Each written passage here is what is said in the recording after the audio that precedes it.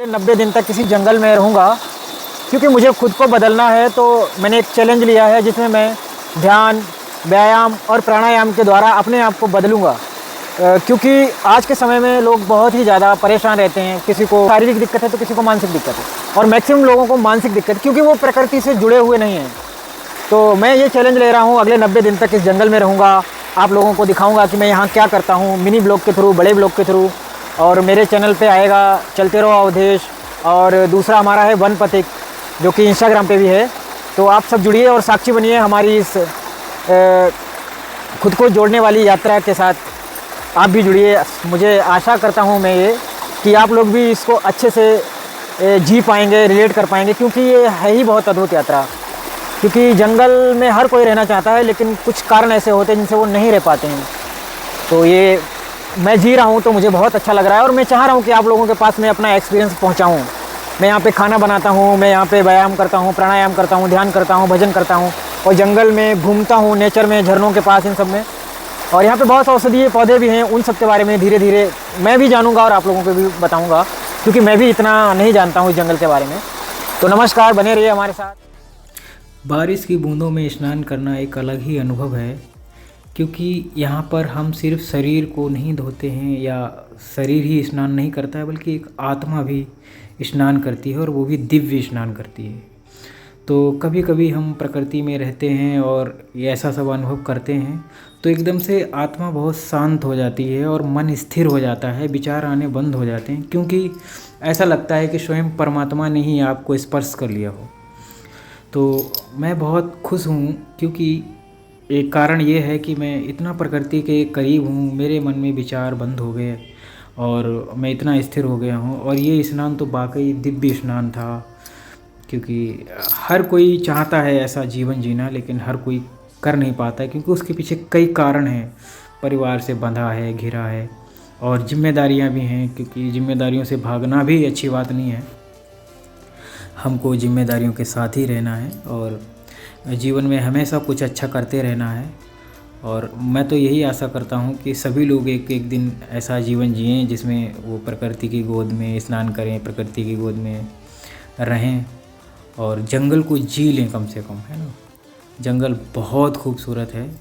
और अभी तो मैं निकला हूँ जंगल को घूमने के लिए, और जंगल में बहुत सारे औषधीय पौधे हैं, लेकिन मुझे सबकी जानकारी नहीं है। तो अभी अभी बारिश बंद तो नहीं हुई है, अभी हो ही रही है धीरे धीरे, और जंगल में कई सारे नाले एक्टिव हो चुके हैं। तो आपको मैं वीडियो के माध्यम से दिखा रहा हूँ, लेकिन सच में अगर आप स्वयं से देखते सामने से तो एक अलग ही एक्सपीरियंस होता है आपको, क्योंकि ये चीज़ें सिर्फ महसूस करने की हैं।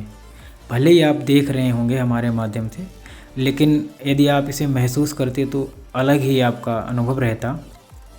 और आप अपने जीवन में जो नहीं करना चाहते हैं, मतलब मौज मस्ती वगैरह, तो जब ऐसे वातावरण में आते हैं तो आपके अंदर एक बच्चा जाग जाता है। वो ये सब करने के लिए उत्साहित होता है कि मुझे जंगल घूमना है, मौज मस्ती करनी है और इसको जीना है। तो यही सब कुछ है जंगल में, और जंगल बहुत दिव्य है, रहस्यमय है। और मैं तो चाहूँगा कि आप सब एक बार ज़रूर आएँ जंगल में और घूमें। जैसे कि ये वृक्ष देख रहे होंगे आप, इसे एक एक बूंद करके पानी गिर रहा है, लेकिन ये जल नहीं है, अमृत है। ये इस जंगल के लिए अमृत है, और इस जंगल में हजारों औषधियों से होकर ये नीचे जाएगा, नर्मदा जी में मिलेगा एंड में, है ना। तो नर्मदा जी का जल भी वो औषधीय गुणों को लेकर गुजरात तक जाएंगी, है ना। तो जिनको हम जल पीते हैं, और गुजरात ही क्या, वो तो बहुत दूर दूर तक जल जाता है, माई का कच्छ तक जल जाता है। समझो ये अमरकंटक के एक बूंद जो पौधे से गिर रही है वो कच्छ तक पहुंच रही है औषधीय रूप में। तो ये बहुत बड़ी बात है, छोटी बात नहीं है। और ये एक औषधीय पौधा है, इसके अंदर एक फल आता है, उस फल को खाने के बाद आपको गला पकड़ लेता है वो। और कुछ लोगों का मानना है कि वो आपके गले को साफ़ कर देता है, लेकिन मैंने एक बार खाया था तो मुझे तो उल्टी होने लगी थी। तो मैं सलाह नहीं दूंगा किसी को कि आप खाएं। और नर्मदा माई का आज रुद्र रूप है भाई, बहुत ही ख़तरनाक रूप है। तो मैंने तो स्नान वगैरह कर लिया है और जंगल भी घूम लिया, भोजन बनाएंगे। तो भोजन की तैयारी है मेरे हिसाब से। आज चना और मूंग विजय भाई ने भिगाए थे, उन्हीं की सब्ज़ी बना लेंगे आलू डाल के। आटा यहाँ पर हम लाते हैं, लेकिन वो आटा मुझे पसंद नहीं है क्योंकि वो पैकेट वाला आटा है और उसमें मैदा ज़्यादा होती है। लेकिन रोटी तो बहुत अच्छी बनी क्योंकि इसमें जंगल का भी प्रभाव है थोड़ा, है ना। जंगल में कुछ भी हम बनाते हैं खाते हैं तो वो अलग ही आनंद आता है। वैसे तो माँ के हाथ के भोजन की तो कोई बराबरी नहीं कर सकता क्योंकि माँ माँ होती है आखिर, है ना। लेकिन ये भी अपने हाथ से बनाना और जंगल में बनाना जहाँ पे कोई सुविधाएं नहीं है, बिजली नहीं है, सड़क नहीं है, और तो वो भी एक अलग अनुभव होता है क्योंकि यहाँ पे भोजन मिलना ही बड़ी बात है कि नहीं। तो वो बात है इधर। और बहुत ही सुंदर सुंदर रोटियाँ हमने बहुत सारी बना ली हैं और आज का ये हमारा भोजन है। चलते हैं अब नर्मदे हर। अब हम जा रहे हैं कपिल धारा क्योंकि हमारे पास आटा ख़त्म हो गया, तो वहाँ से आटा लाएंगे। और बैग लेके जाता हूँ मैं हमेशा, इसमें सारा सामान आ जाता है नर्मदे हर। रात में इतना तेज़ पानी बरसा कि इधर वाला रॉक बैलेंस जो किया था मैंने वो अभी भी बैलेंसड है, लेकिन उधर वाला कैसी भी पता नहीं किस प्रकार से गिर गया। और कुछ उपद्रवी भी आए हैं इधर, तो हो सकता है उन्होंने गिरा दिया हो पंचधारा में। कहीं के लोग आए हैं बहुत, 10 15 20 लोग, उनमें लड़के भी थे नए नए, तो हो सकता है उनने गिट्टी विट्टी मार के गिरा दिया हो। पॉसिबिलिटी तो सब है क्योंकि आजकल के लड़के सोचते हैं कि ये भाई ये खड़ा कैसे है, वाई सो स्टैंड हियर।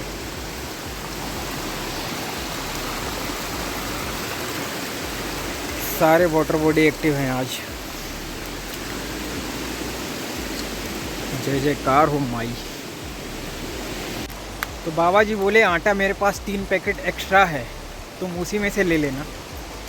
तो मैंने कहा कोई बात नहीं, तो मैं आपके लिए सब्जी ले आता हूँ। और कुछ वो बीड़ी बीड़ी पीते हैं तो एक कट्टा उनके लिए बीड़ी ले लूँगा, हालांकि मैं तो नहीं पीता। तो ऐसे ही काम करके ले आऊँगा।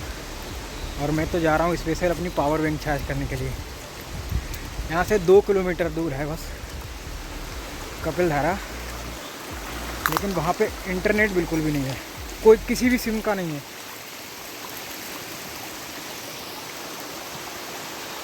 देखो यहाँ से ये नाला तो एक्टिव ही रहता है, इसको बस सुनो, महसूस करो इसकी आवाज़ को।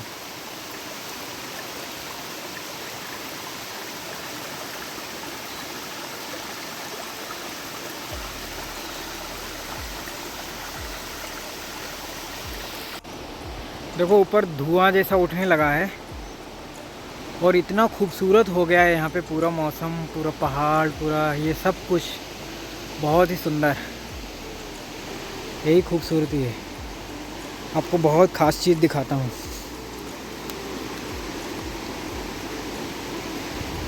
ये बरगद का पेड़ है, तो अभी ये नए पत्ते यहाँ से निकलेंगे। और नीचे मैया बह रही हैं, बहुत नीचे पहाड़ पे हूँ मैं ऊपर। तो प्रकृति का ही चमत्कार है। चलिए अब जंगल का जीवन है, आनंद तो लूँगा ही। नर्मदे हर। तो यहाँ पे एक झरना है, बहुत बड़ा नहीं है लेकिन झरना तो झरना ही है, छोटा सा ही है पर बहुत खूबसूरत है। देखिए बस इतना सा झरना है ये।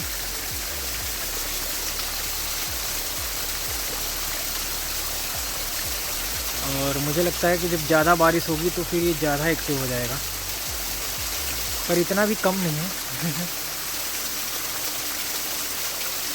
क्योंकि आगे तो इससे बड़ा भी झरना है, वो हमारे मार्ग में आता ही आता है। जब भी मैं अमरकंटक जाऊँ, कपिल धारा जाऊँ, तो वहीं से होके जाना पड़ता है मुझे, क्योंकि मैं हमेशा इसी तट से जाता हूँ, इसी तट से आता हूँ। उस वाले तट को यूज नहीं करता मैं ज़्यादा, क्योंकि उधर से क्या है, थोड़ा आराम वाला रास्ता है और आराम मुझको पसंद ही नहीं है। थोड़ा चैलेंज होना ही चाहिए लाइफ में। जय जयकार हो माई। ये पहाड़ी चढ़नी पड़ेगी एक। यहाँ पे तो बहुत ही फिसलन भरा रास्ता रहता है ये,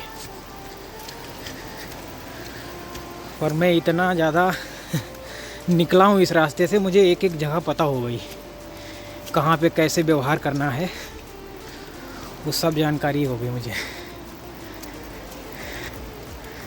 जय हो माई की। देखो यहाँ पे एक पेड़ है, इसमें हिंदी में लिखा है लेंडिया और इसका साइंटिफिक नेम है लेजरटोमिया पार्वीफ्लोरा। तो इसका साइंटिफिक नेम भी लिख रखा है। और यहाँ पे बहुत पेड़ में ऐसा ही है, सबका जानकारी दिया गया है जंगल में कि ये पेड़ है, इसका साइंटिफिक नेम ये है। तो ये औषधि गुण और बता देते तो फिर वैदगिरी कर लेता मैं यहाँ। हालांकि हर वृक्ष हर पौधा एक औषधि ही है, और जो हम जितने भी मसाले खाते हैं या कुछ भी, ये सारा औषधि ही है। तो बस हमको पता होना चाहिए कि कौन सा किस काम में है, बाकी तो सब औषधि ही है। नर्मदे हर, तो यहाँ पर जो जंगल है वो बहुत ज़्यादा डेंस है और हरे भरे पेड़ पौधों से एकदम भरा पड़ा है जंगल। और यहाँ पे मैं बहुत ही कुछ खास दिखाने वाला हूँ। देखो ये काई जमी, इस पे छोटे छोटे ओस के कण जम गए हैं और इस पेड़ से भी एक पेड़ उगाया है। तो ये प्रकृति की बहुत ही स्पेशल क्वालिटी है कि वो किसी को भी कहीं पे भी स्थान दे सकती है। तो कितना सुंदर पेड़ है ये। और ये इस पे जो काई लगी है, इसने इसके कलर को और इन्हेंस कर दिया, तो और ये ब्यूटीफुल लगने लगा। जय जयकार हो। तो सुंदरता हमारी आँखों से भी दिखती है, क्योंकि अगर हम अच्छे विचार रखते हैं तो सब अच्छा ही लगता है, अगर बुरे विचार रखते हैं तो सब बुरा लगता है। इसीलिए लोग कहते हैं कि सुंदरता को देखने वाली नज़रें भी होनी चाहिए। बाकी सुंदरता तो होती ही है कमाल प्राकृतिक। आगे एक बड़ा वाटरफॉल है, वो दिखाता हूँ मैं। मेरा रोज़ का जाना, मतलब जब भी ऊपर जाता हूँ तो वहीं से जाना होता है। आज तो कोई विशेष काम नहीं था, बस कपिलधारा ही तक जाना है।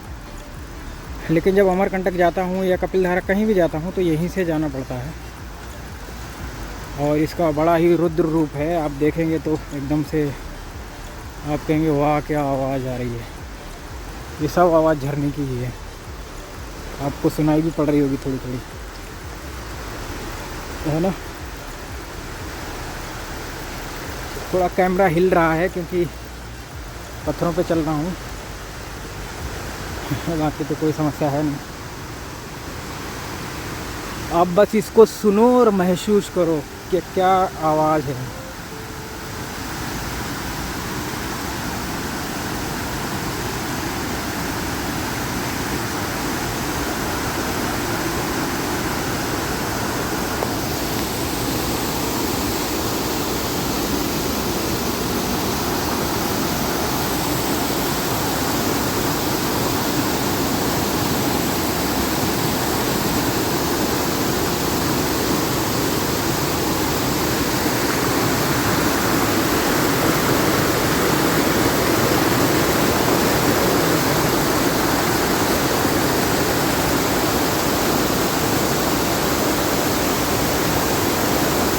बहुत ज़्यादा आज रुद्र रूप में है ये झरना, क्योंकि आएगा तो पानी के बहने का सोर्स एकमात्र यही झरना होगा, ऊपर का जो भी पानी आता होगा।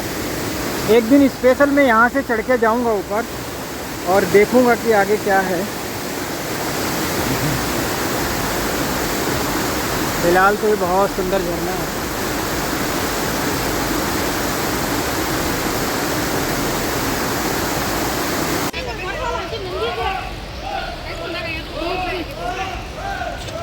आज तो भयंकर स्वरूप है कपिलधारा का, कितना ज़्यादा जल आ रहा है और क्राउड भी बहुत है क्योंकि संडे है आज, तो काफ़ी लोग हैं यहाँ पे। देखो एक झलक बिल्कुल यहाँ से, तो आज तो बड़ा भयंकर स्वरूप है। तो ये है कपिल मुनि आश्रम, और इसी आश्रम में मैं अपना पावर बैंक चार्ज करता हूँ और बाबा जी मेरे साथ बहुत कोऑपरेट करते हैं। मुझे कुछ भी चाहिए हो तो यहाँ मांग लेंगे, मना नहीं करेंगे। हालांकि मुझे चाहिए नहीं होता है, मेरा तो बस इतना सा ही काम है, पावर बैंक लगाना। वो बाबा जी हैं जिनके हाथ में वो है बर्तन। नर्मदे हर भगवान। यहाँ पर जो है कपिल यहाँ पर जो जय जयकार हो। माई के दर्शन करा देता हूँ। देखो यहाँ पे दुर्गा माँ का मंदिर है। जय जयकार हो माई तेरी सदा ही जय जयकार हो। दुर्गा ये शक्ति है माँ, और शक्ति के ही तो हम साधक हैं। शक्ति नहीं है तो फिर क्या है। बारिश आ गई तो यहाँ से गिरता है कपिलधारा का वाटरफॉल, और जहाँ सामने कुछ भी नहीं दिखता है वहाँ नीचे रहता हूँ मैं। वो लगभग यहाँ से 2-2.5 किलोमीटर दूर है। मैंने लिया 5 किलो आलू, 1 माचिस, टमाटर, बैंगन। सब्जी वाला आ गया तो उसे सारी सब्जी ले ली। जय जयकार हो गई। ये यूपी 75 इटावा का नंबर है, हमारे बगल के ज़िले का। मतलब बस 101 किलोमीटर दूर है हमसे। तो इतना अच्छा लगा मुझे ये नंबर देख के गाड़ी का, कमाल, आनंद आ गया। संडे है तो बहुत सारा क्राउड आया हुआ है। नर्मदे हर। तो यहाँ पर देखो सीढ़ियों से कैसा पानी आ रहा है, क्योंकि बारिश ही इतनी हो गई ना, कुछ कह नहीं सकते कि आगे और कितना तांडव मचाएगी ये बारिश। हालांकि ये जो स्थान है अमरकंटक के आसपास का एरिया है, यहाँ पे बारिश होती भी बहुत ज़्यादा है। तो अच्छी बात यही है कि बारिश हो रही है, क्योंकि बारिश की आवश्यकता भी हमारे देश को आवश्यकता है बारिश की। जितनी अच्छी बारिश होती है उतनी अच्छी फसल होती है, तो ये ज़रूरी है। अब मेरा रास्ता मुड़ता है इधर के लिए, क्योंकि हम जंगल से आए थे, हमको जंगल ही जाना है। नॉर्मली है ये जो भी ख़रीदना था, जो अमरकंटक में सब्ज़ी मिलनी थी वो भी यहाँ मिल गई, क्योंकि एक बाइक वाला आ गया था बेचने कपिलधारा पे, तो फिर मैंने ले ली उससे। जय होगी हमारी। चलिए नर्मदे हर। में दिख गया है कड़ी पत्ता, तो ये भी लिए चलते हैं। ये बहुत बढ़िया होता है सेहत के लिए, और मैं इसको इस समय बहुत यूज कर रहा हूँ। पहले मैंने कभी नहीं खाया, ये अच्छा नहीं लगता था, लेकिन अब इसलिए खा रहा हूँ क्योंकि इसके औषधीय गुणों के बारे में मुझे पता चल गया। तो ये बालों के लिए बहुत अच्छा है। नर्मदे हर। तो मेरे पैर के पास एक केकड़ा है, देखो मैं इसको छूता हूँ। हिल ही नहीं रहा बिल्कुल। अरे भागा। कितना तेज भागा, कहाँ गया, गायब हो गया। इतना खतरनाक होता है ये, देखो कितना शातिर था, चुपचाप हिला ही नहीं बिल्कुल। और ये बहुत बड़े बड़े भी हैं। और मैंने एक चीज़ नोटिस की है इधर, जो मेंढक रहता है ना, मेंढक, नर्मदा जी में मुझे इस एरिया में एक भी मेंढक नहीं दिखा, मेंढकी भी नहीं दिखी, कुछ भी नहीं दिखा। पता नहीं क्यों, होते ही नहीं हैं। फ़िलहाल इस एरिया में तो नहीं होते हैं, और कहीं होते भी होंगे, लेकिन यहाँ इस एरिया में नहीं होते। तो फाइनली हम आ गए हैं वापस, क्योंकि ये एरिया हमारी कुटिया के बिल्कुल पास में है, और ये पहाड़ का एंड भी है, यहीं से पहाड़ समाप्त हो जाता है। यहाँ से नीचे उतर के आ गया हूँ, लगभग थोड़ा और ऊंचा बचा है बस, बाकी वाह क्या बढ़िया धुआं सा उठ रहा है घाटी से। देखो उधर है,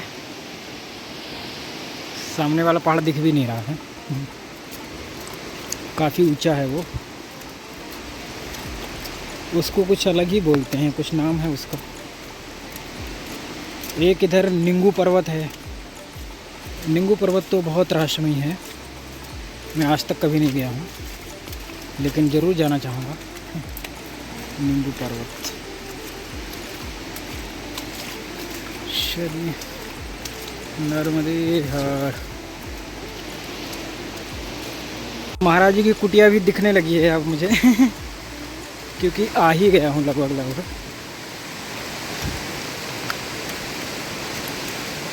और जब भी मैं बाज़ार जाता हूँ तो इतनी सब्ज़ी लाता हूँ कि महाराज जी को भी हो जाए, मुझको भी हो जाए। ज़्यादा ही लाता हूँ क्योंकि इनका, महाराज जी का भाव इतना अच्छा है। मैं जब भी आऊँगा या विजय भाई जब भी आएंगे तो कुछ ना कुछ ज़रूर खिला के ही भेजते हैं ये। तो ऐसे संतों के लिए तो सब कुछ हाजिर है। वो तो मुझसे आधी रात पे भी कहेंगे कि अमरकंटक जाना है और मुझे ये चाहिए, तो मैं ला के दूँगा, कहीं से भी लाऊँ। क्योंकि सामने वाले का हृदय देखा जाता है कि कैसा है। ये धावड़ा का पेड़ है, धावड़ा। जय जयकार हो। अब मुझे पता ही नहीं धावड़ा क्या होता है, पर ठीक है, जो भी होगा होगा। महाराज जी का सामान कर दिया महाराज जी के हवाले और अपनी कुटिया की तरफ बढ़ेंगे। तो अब धूप भी निकल आई, देखो यही मौसम है ये अमरकंटक का। कभी धूप, कभी छाँव, कभी गर्मी। गर्मी तो खैर नहीं होती यहाँ, धूप छाँव ही होती है। गर्मी का नामो निशान नहीं रहता इधर। और आज इतना रुद्र रूप है माई का कि उन्होंने सब ढहा दिया आजकल। पानी ही इतना बरसा है रात भर, तो वो ऊपर भी बरसा है, तो ऊपर से जो भी पानी बरसता है वो नीचे ही आ जाता है। यही कारण है। आज के इस तांडव ने सब कुछ ख़त्म कर दिया। मेरे पत्थर बैलेंस किए हुए थे यहाँ पे कुछ, लेकिन जल इतना बढ़ चुका है कि सारे पत्थर गिर गए। चलिए कोई नहीं। वो हनुमान जी के पास भी पानी पहुँच गया। तो हनुमान जी के पास भी पानी पहुँच गया है आज। इतने दिन रहा हूँ मैं यहाँ पे, आज पहली बार मैं इधर से पानी निकलता हुआ देख रहा हूँ। I mean जल निकलता हुआ देख रहा हूँ। बहुत विकराल स्वरूप है माई का।